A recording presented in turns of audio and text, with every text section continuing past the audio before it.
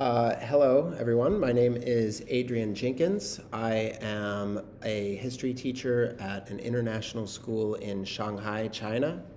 I teach 7th and 8th grade world history, and I've just started the master's program in instructional technology.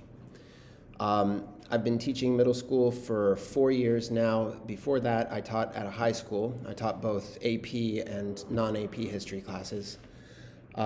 I've been teaching at international schools for 12 years total. I'm not currently in a leadership position, but I do have ambitions to apply for the head of humanities department at my school whenever that position opens up in the future. As far as other personal information about myself, I have lived in China for 12 years. I live here with my wife, who I married almost exactly 1 year ago. Actually, it's our anniversary next week. I love to travel. I've been to many countries while living in China, mostly in Asia, but a couple in Europe and Africa as well. Now I will move on to my thoughts about the characteristics of good leaders and bad leaders. To me, a good leader is somebody who can empathize with and sort of see the perspective of the people underneath them. If there's an issue that concerns the staff, a good leader will understand that and try to address their concerns in a way that makes the staff feel like they're understood. In my experience, when I have worked for a good boss, the staff was a lot more understanding whenever there was bad news because they kind of knew that their leader was somebody who would be on their side and was trying to get them the things that they wanted.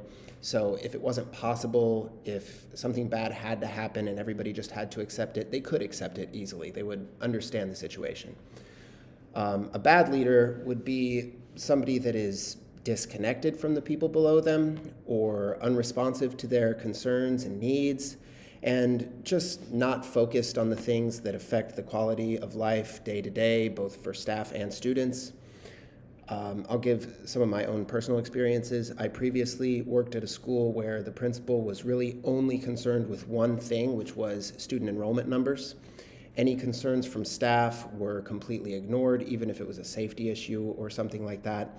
It created an environment with very, very low morale. There was a really high turnover rate because almost the entire staff would quit at the end of their first employment contract, and they would have to hire all new people. So every other year, most of the teachers were on their first year there, which obviously led to the loss of a lot of institutional knowledge.